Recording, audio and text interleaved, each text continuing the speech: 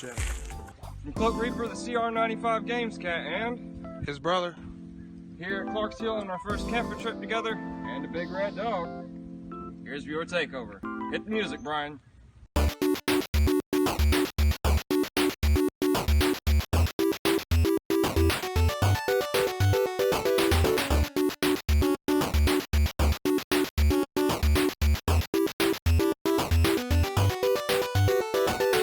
This is Viewer Takeover, where we film ridiculously late on Tuesday night and air it ridiculously early on Wednesday morning. For me, it's ridiculously early. For most people, it's midday. For some people in other parts of the world, it's probably yesterday. I don't really know how time zones work. Tea time, that's adorable. Yes, I want to have tea with Madman Black the Game Cat and Mrs. Madman and Black the Game Cat. That sounds epic. Yes. As always, my name is Brian Paul, and to my right, your left, it is Something Wicked This Way Comes. Hey. Desiree the Strange. Hello. And if you're calling me right now, stop it. My pocket's vibrating. And every week on Viewer Takeover, we dive into the comments, we dive into the Discord, and search for the hashtag Viewer Takeover so that we can read and discuss your comments, your questions on the air. Nay, your comments. Right. But first off, we want to thank CR95, aka Cloaked Reaper, the Game Cat, for that awesome Viewer Takeover introduction. Holy moly, that's a lot of camping. Yeah, that was a lot of camping. So what you folks don't know is we cut that down from 10 hours of footage he sent us. 10 hours of footage. Yeah. No, it was it was literally 60 full seconds of camping, chopped down to about 20 seconds. Yes. So sorry for editing your masterpiece, Cloaked Reaper, but we have a show to do. Yeah. Yeah.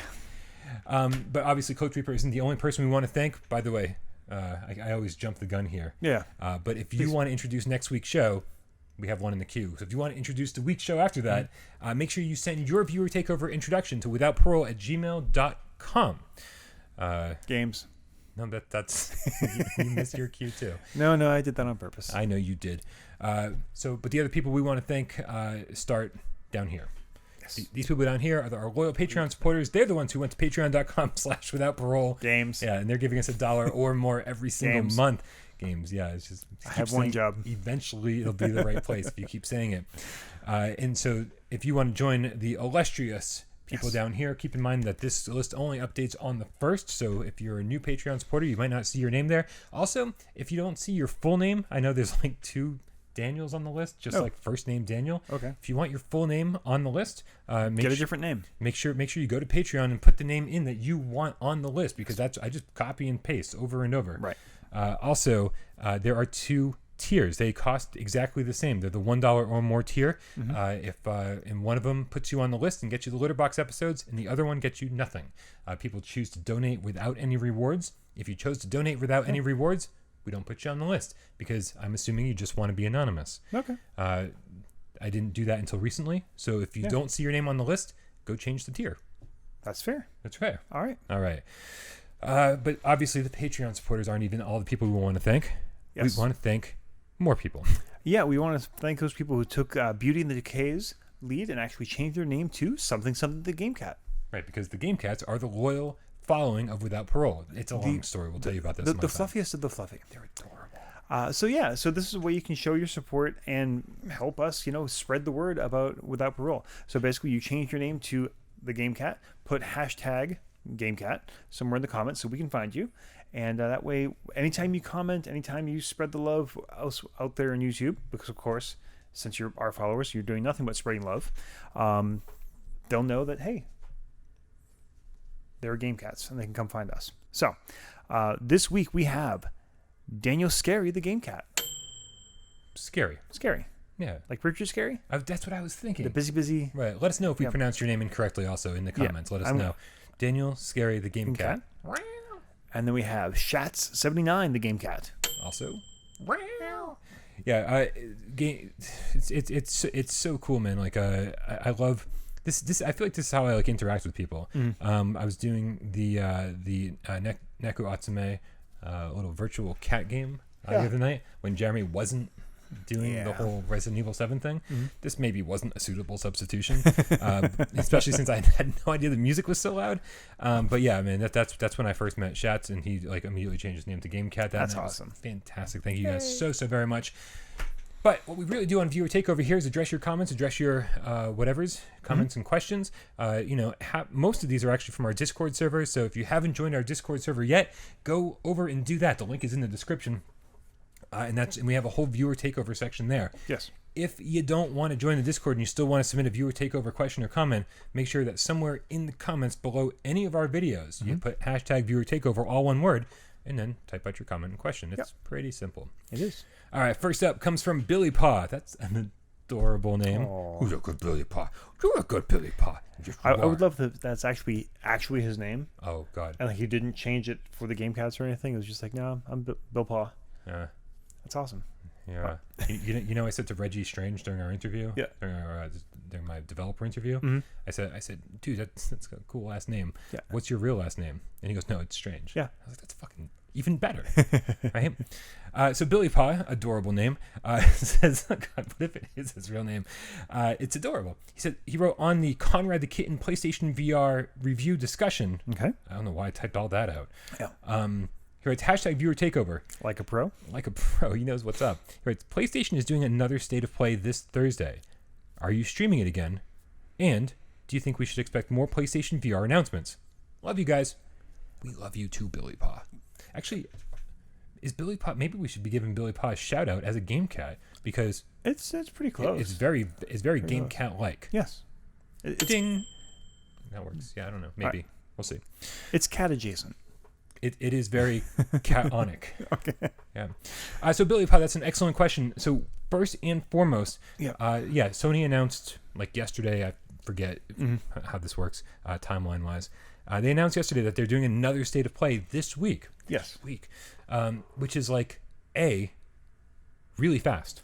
It's really fast. There's like no warning on the announcements. Like, oh, by the way, it's coming. Yeah. Now, was this just a rumored part of it, or did they actually say that there's like a good chunk of it's going to be about the medieval remake?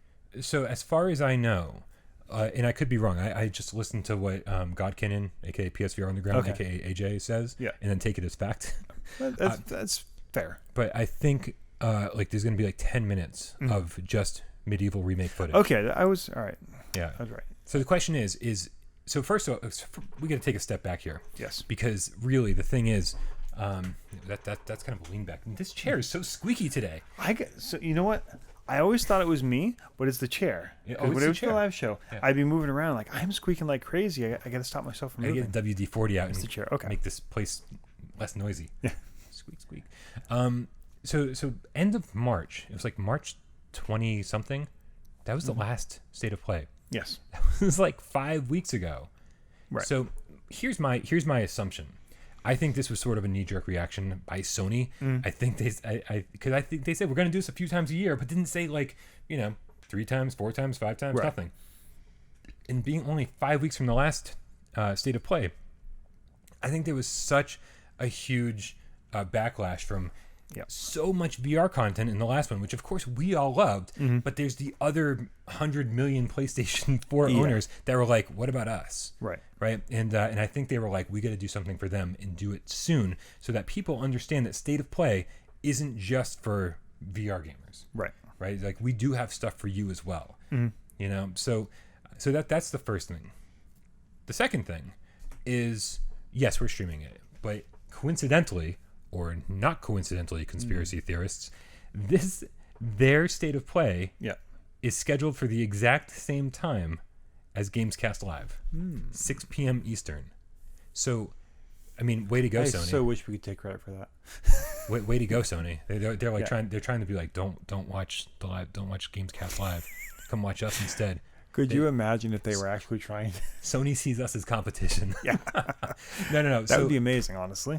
Sometimes it feels like that. We'd be a lot more successful if that were the case. if they see us as competition. Yeah. Well, that would just mean that we actually have like a high enough profile where they're concerned about us. Oh yeah, they like don't even know who we are. Right. I emailed them and they're like, psh. Yeah. So anyway, so here's the thing. It actually works out perfectly for us. Yeah. If it's even possible, I want to get the live stream going a few minutes early, just to kind of like if anybody's around, if Dave and AJ can even get into the stream early, or maybe it'll just be me. Who knows? I don't know. I want to do some prediction stuff. Yeah. I want to do some like getting ready for it to all happen, but But then for the first 20 minutes, if this is 20 minutes like the last one, we'll just all watch it live together, but we'll watch it live on the Gamescast. Yeah. I don't think there's going to be more VR announcements. Yeah, no, I totally agree with you on that. I think it was so VR centric, and we were so happy about it. Everyone else was flipping out about it. You're gonna say flipping the fuck out. I was, and I wanted you to say it. And then I stopped myself and like, why am I stopping myself? And I just got in this loop and decided to move on. But yeah, stopped you and was like, why didn't you say it? Yeah, it is a weird choice though. Like, look, I do love Medieval. I think it's a great IP. I think it's yeah.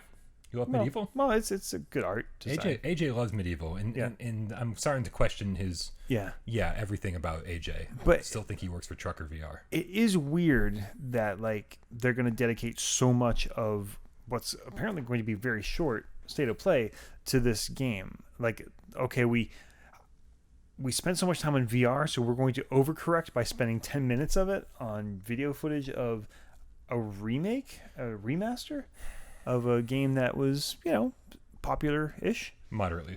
Yeah.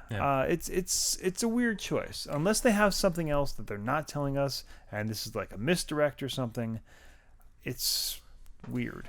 I would like to think that they're trying to tell us, hey, don't worry if last state of play had nothing you were interested in.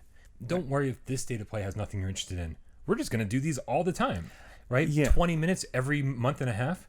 If like just going to show off like new footage of this game and maybe like drop a new announcement here and there. And so they're trying to make them less of an event and more of a regular update. Yeah. And that's the thing. Maybe, I guess that could be it. Like, we're going to give you what honestly is mediocre news. Just so we can set the expectation and say, no, this isn't going to be earth shattering. This is going to change the future of gaming every time this comes out. Right. It's just going to be like, hey, this is coming out. Hey, we're Sony. We want to touch base with you and be like, hey, what's up? Yeah. Here's what's new on our side. Yeah. And I kind of like that because so the expectations are never like, we didn't know what to expect for the first state of play. Right. And I think that was an issue for a lot of PS4 gamers. I'm hoping against hope that maybe now that we're sort of in the midst of all of these like spring releases, that like there'll be an announcement for hey, this that PSVR game you forgot about? Remember Star Child? Remember Golem? Stop Yawning? Remember those games that like just like dropped off the face of the planet? Yeah. Here's a release date for one of them, and just move on and be like, so not we had a ton of announcements last time, but also just be like, hey, we didn't forget about you guys this time either. So I think Golems are Duke Nukem Forever. Maybe. Yeah. All right. You're up, Asia. Next up, we have someone who's been getting name checked a lot tonight. Madman in Black, the Game Cat, from the Discord server. Hashtag viewer takeover, like a pro. What was your ultimate wow, look at that? Mine was RE7, Resident Evil 7. And do you still have a wow, look at that? Or is it a normal expectation for you? It isn't. So one of my first ones I remember, there's so many, but like walking outside in Skyrim for the first time, like I think you got it here first, and I think you kind of passed it over to me, and you were in like one of the caverns, like that was cool, and I got out. It's like, oh wow, they actually pulled this off, and it looks more and more expansive here than it does in the real world. But there's smaller moments, Alumet I talk about all the time, like when you look inside the boat thing. I still am constantly wowed. 30 to 40% of Astrobot was just constantly like, oh my goodness. So yeah, I still, there are games where it's just like, okay, yeah, this is in VR too. But overall, I think I'm still pretty impressed and wowed when I see something new and interesting in VR. Yeah, I think a lot of people forget about before Resident Evil 7 came out, they teased us with the beginning hour, which was like the first RE7 demo. Yeah, and I was like blown away. Like I just couldn't believe that something could be that visually stunning. Yeah, and also like give me such a sense of place where I was like, you could practically smell the rotting floorboards. And I was still on the OG PS4 at this point. I'm pretty sure that never got optimized for the Pro, if I'm correct. And it was just so scary. And I was like, I don't know if I'm going to be to the point where I don't know if I'm going to be able to play this game all the way through in VR because it's so incredibly scary. Like, it was just like it was a game changing moment, literally, where I was like, I've never experienced anything like this in my life where, like, could the entire game be as good as this opening hour demo? Yeah. And it was. Yeah. But as far as like the ultimate wow, look at that, again, you know, is it new, is it changed, whatever. I think my new bar for be like, holy crap, let's blow somebody away and put them in VR for a second is Ace Combat 7. Okay. Yeah, I mean, whew, man, you look at that thing and it's just like you're on the aircraft carrier and it sets you up and you're slowly turning, getting on the runway, and then you're like, this is like really real. Yeah. You're like, am I going to just like take off from this? And next thing you know, you're like, I'm taking off from this. Like, holy crap. And then you're like, this is incredible. And if you've got the HOTUS, as AJ will tell you soon in his review, damn, you need to play this game. Yeah. Yeah. Cool. Yeah. Very exciting. All right. I'm up from Belramio. Belramio, yeah. Is that how you'd say it? Works for me. Belramio. From the Discord server, it's hashtag viewer takeover, hashtag it's a thing. That's a double whammy. I like it. Given the upcoming 3D rudder, do you think we'll see more potentially third-party tools coming to PlayStation VR? I believe that, of course, more options are good, but when we get too many different control options, it might be more difficult for developers to embrace them. Additionally, which is why maybe so many titles don't support the VR aim controller. That was a lot of words. I think you're right. Like, developing, you know, third-party hardware for a console is a very different sort of game, and with the market, you know, it's growing, but is still so small compared to the greater market for PS4. Yeah. Having stuff that is specifically VR, that's going to be hard to get an investor into. Yeah. I think the success or failure of the 3D rudder is going to answer this question. Yeah, I think there's a lot of people out there. There's like, I don't know if Mad Catz is still a thing, or you know, all the, or ASCII, yes, I believe like all these people who like make the third party stuff, or at least used to back in the day. I think there's a lot of developers, like hardware developers like that, peripheral developers, that are looking, they're saying, let's see if this thing sells. And if the 3D rudder sells really, really well, then I think we're going to see a lot more accessories and a lot more things. But if I don't think. I mean, if it doesn't sell, I think that's pretty much the end. Yeah. That's pretty much the end of like third-party hardware for PSVR. I think what we might see more of is things like that, the AIM stock. Yeah. Things that aren't actually electronic hardware, but stuff that is kind of an addition to what you have. Stuff you can drop the Move controller into to add immersion, you know, things like that. But actually, like, you know, hardware with circuitry and wires in it that actually does a thing. There's a lot of investment in that. So the other part of this question that I do want to address, which isn't really part of the question, is which is why so many titles don't support the VR aim controller. In my book, there are so few games that don't support the aim controller that would be appropriate for the aim controller. Right, there's the important. So everybody always seems to say, "Oh, this game looks perfect for the aim controller." And without having played it, right? You know, I think Immortal Legacy is one of those games where it's like, oh yeah, no, having two analog sticks would be amazing, a great solution for the movement problem in this game. But all of that game is about dual wielding. Right. Sometimes you're walking around with a knife in one hand and a compass in the other, and I'm like, how is that going to work with a two-handed aim controller? Because that's the thing, everyone's so focused on like, oh, two analog sticks, but it's two analog sticks that are locked in position together. Right. So yes. You know, if you're playing a game where you're mimicking a gun that you hold with two hands, it's great. Yeah. But, you know, there's been games and where it's like you're using a pistol or something with one hand and the aim controller, and like that just... Yeah, like Firewall, when you switch to the pistol, it just doesn't feel right at all. Right, because then either you're holding it with one hand, which is dumb, or you're, you know, holding one of your hands in front of your gun, which is even dumber in the real world.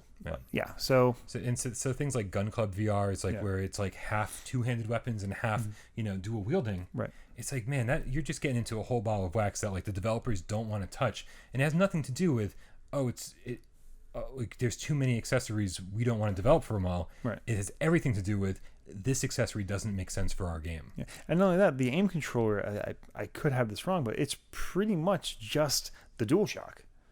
Like, it's just the orientation has changed, so it's not like it's a radically different thing to have to support. Like, if you've got DualShock support, then it's a hop, skip, and a jump to aim support. Tell us in the comments, Reggie. Yeah. Reggie's always the one that answers this stuff for Yeah, us. We have no idea. All right. All right, you're up, Asia. So we have Macon Artist, yes, on the Discord server. Macon Artist. Hashtag viewer takeover. Do you see risk at all with the Quest launch? Oh, the Oculus Quest. New PC headsets and possible Nintendo Microsoft VR entries all coming in a short space. No. Could the VR market hurt itself by being oversaturated with new hardware and spreading new players too thin over multiple devices? If this was a mainstream product, I would say possibly.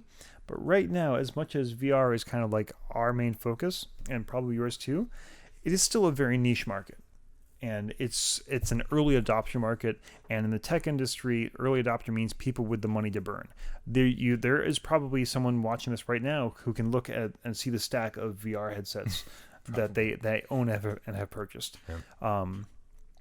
I think it's a good sign actually that all these hardware manufacturers are coming out with revision after revision after revision so quickly. If it was a market that they didn't see any future in, they would have released the Oculus, maybe the Go, and stopped. Yeah. And just like, you know what, we're just not making the money. We don't see the market there. We don't see the growth potential. So we're just going to see if we can recoup our losses and call it a day. But they're like revisioning the hardware, and not only just like making it slightly better, totally changing the way it works. A complete overhaul, literally inside out. So I think that is good because that means that these companies believe there's a future in VR. Yeah, I think all the major players. I think Oculus, I think Vive or HTC, and Sony. These guys are in it for the long haul. Yeah. Right. And so they're like, yeah, we'll just keep throwing money at the problem, and we'll keep making these revisions, and eventually we'll get to one that's gonna really have some longevity. Right. But yeah, it's great to see that they're experimenting. I think to answer the question though, I think the things that are bad for the VR market. Yeah. I was at Walmart the other night, and man, did they have like a VR case where it's like, here's PlayStation VR, and here's Oculus Go, and here's this, and here's that, and for like $27 you can get like this thing that's just a VR headset that's for this one hunting game or this one fishing game. I don't know exactly what they are. I think one might be a racing game. I don't know exactly what it is, but I think those are the things. Well, those are the Tiger games for VR. The Tiger LCD games. Yeah. And they're. I think I don't know if they're any good. I'm guessing for the price point they're not. Yeah. But I would hate to see anyone pick one of those up. Like, and I don't want to speak poorly about Nintendo, especially the Labo VR headset that we haven't actually tried. Yes. We just did the PlayStation VR hack, which thank you guys for pointing out last week. If you move your head around in Breath of the Wild with the actual Labo VR headset, yes, it actually moves. It actually moves, but only in the same way as like the analog stick would move the camera around. So it's a lot of people are like, yeah, it sucks and it makes you sick. So we were kind of onto something there. Right. But yeah, no, I just hate for anyone to try out these like substandard VR headsets. Yeah. And think that that's what VR is. Like that's what, PlayStation VR must suck because this little hunting game I got for $27 is garbage. That's what I'm scared about. I don't think the big players. Oh, sorry. I don't think the big players are hurting VR at all. Yeah. No, I was going to say, so that means it's up to you, and we haven't made a call like this in a while. Find someone in your life who has not tried PlayStation VR, who you haven't hounded yet, and get them to just give it a try and just put it on. Just put it on, give it a try, play it for a little bit. So that way you kind of inoculate them against the cardboard thing. So that way their first experience is with a decent system and not one of those, pieces of garbage. All right. And finally, we got Stay Warm 420, the Game Cat. What's happening April 20th? I don't know. I think that's Hitler's birthday. It's from the Discord server. It's hashtag viewer takeover. Birthday, actually. What? It's my daughter's birthday. Is it? Yeah. Same thing. How do you guys... Do I need to edit that out? No. Was that funny or not funny? No, that was funny. I don't have a sense of humor. I'm sighing because she's gonna have 420 as her birthday for the rest of her life, and it is Hitler's birthday as well, though. I think so. Is that inaccurate? I think that's always like the urban legend, and I looked it up and it was wrong. Or maybe that's Jerry Garcia's birthday. I don't know. We smoked a lot of pot when I was younger, and we said a lot of things, and none of them were true. I've got the same birthday as the Olsen twins. Maybe you're the third Olsen twin. Maybe we just didn't know. I mean, you look just like them. I do. Hashtag viewer takeover. How did you guys feel the first time you put on the VR headset? For me, it was the same feeling as when I was 7 years old, and opened Xmas presents and got an SNES. But now I'm 37, but had the same feels. Wondering if others shared similar feelings. Oh, I mean, I've told my story over and over, but I'll tell it one more time. Yeah. The first thing I saw in VR. Okay, so first of all, VR confused me, right? Like my brain didn't function right because I turned on the VR headset, I put it on, and I saw this big rectangle screen in front of me. Yeah. And like, for some reason, because it was my PlayStation 4 home screen, Right. and for some reason, I knew this wasn't the case. I knew I couldn't see through my PSVR headset. Yeah. But my brain just was like, that's your TV. That's your 50-inch plasma right in front of you. And like it didn't click, it didn't register like that. No, that's not what I'm looking at. Right. I'm looking at a fake TV or a fake theater screen. Right. And so when I dropped into the demo disc, which is the first thing I ever did, which was actually co-developed, the menu system was co-developed by White Moon Dreams, aka Starblood Arena. It's this big. I didn't know that. Yeah, you gotta watch our channel more often. I know. It's this big, beautiful, sparkly, clean white Yeah. environment. And you just kind of like fall into it, and it's like everything's sparkling around you, and it's a menu screen. It's a menu screen. And I looked around, and I was like, oh, Yeah. this menu screen just sold me on VR. Like it was incredible. That was my first experience in VR, a menu screen, and I fell in love immediately. Yeah. Yeah. So, apart, what was Drive Club the first thing you had me try? Apparently, I made everyone play Drive Club first. There's an ongoing story about how I made my mom sick for like a whole day because I was like, this is so cool, and like I didn't realize that could be an issue. Yeah, so I sat down. I did remember seeing like, oh, this is really cool. Looking around and because but immediately like upon driving was just because the interiors of those cars are fantastic. Yeah, no, it's great. It looked fantastic, but I think any positive association with that was immediately overwritten by the I'm going to die. In fact, I think you can probably go back because we did an episode right after that, and you looked a little green. Yeah. That being said, the one that like the similar moment like that for me sticks out with Alumet. I already mentioned, when you stick your head in the boat, but actually it was before that during the opening, the credits, or at least the opening scene, like all the candle lights and from the city, and you're basically in this black space with all like candles, which eventually you realize are like lights in doesn't it resolve into like windows into people's houses? I think so. I feel like you think it stars at beginning, and then it turns into something. Yeah. And it's just like, oh, right, and that was my first hint at like this is something different, and this is it was just beautiful. Yeah. Honestly, it was beautiful. It was a beautiful environment that I felt I was really in, but that couldn't exist in the real world.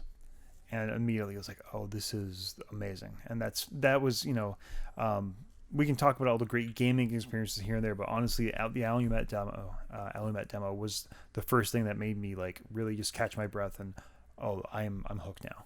Man. Yeah, it was incredible. I definitely, we've said it a few times, I think, but there was a magic when you were a kid, like getting a new console, like SNES or PlayStation 1 even, where you're just like, this is like the future. This is like something we've never seen before. But man, I've never felt that way so much than the very first time I put a PSVR headset on. Yeah, because those were all a qualitative difference. Those were like the thing you liked before, but better. Maybe the jump from like 8-bit flat screen gaming to our first like 3D games. We talk about Mario 64, things like that. But even that is just and then it's just like better. It's better. More polygons, more polygons, more polygons, more polygons. Right. More gray, more beige, more gray, more beige, more gray, more beige. Yeah, PS3 I remember that. Yeah. But this is just, it is so different. Like, it has gone back a generation in resolution. Yeah, no, like graphically, it's a giant step backwards. Yeah, but it is so radically different, is so qualitatively different that, I'm still, to this, Madman asked earlier, I'm still amazed by stuff I'm seeing, on a regular basis. To the point where it actually, I go through old electronic gaming monthlies constantly. It's like my favorite thing to read. Yeah. He's not lying. There's the stack of them in my bathroom alone. Yeah. And then there's like every one ever Right. published on my bookshelf. It's so immersive to the point that I can't believe we ever used the word immersive to describe a video game before VR. Yeah. Because nothing has ever been immersive like this is immersive. Yes. Yeah. I mean, and those of you, if you're watching this still, you know what we're talking about. But if you haven't yet, if this is your first, somehow you landed on this video out of everything on YouTube, just try it. Just the videos do not do it justice. Okay? This is the first thing they landed on, and 30 minutes later, And they're still here.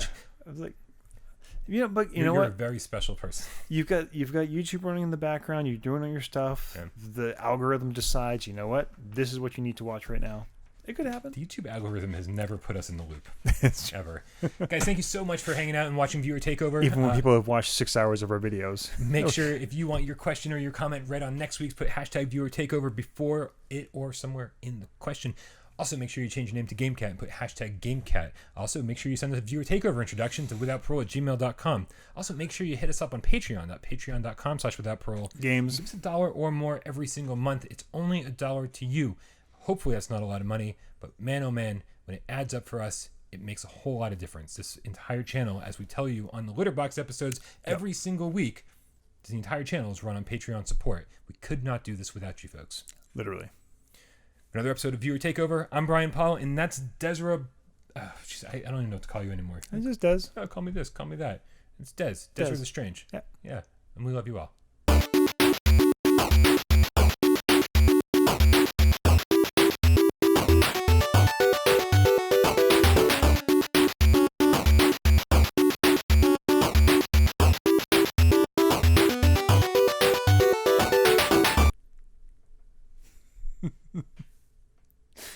He doesn't like that tagline. I cut it out every time. Oh, you do? Yeah. Aw. What, do I tolerate most of you? Yeah. Yeah. No. Oh, It's terrible. it is. It's terrible. It's terrible. All right.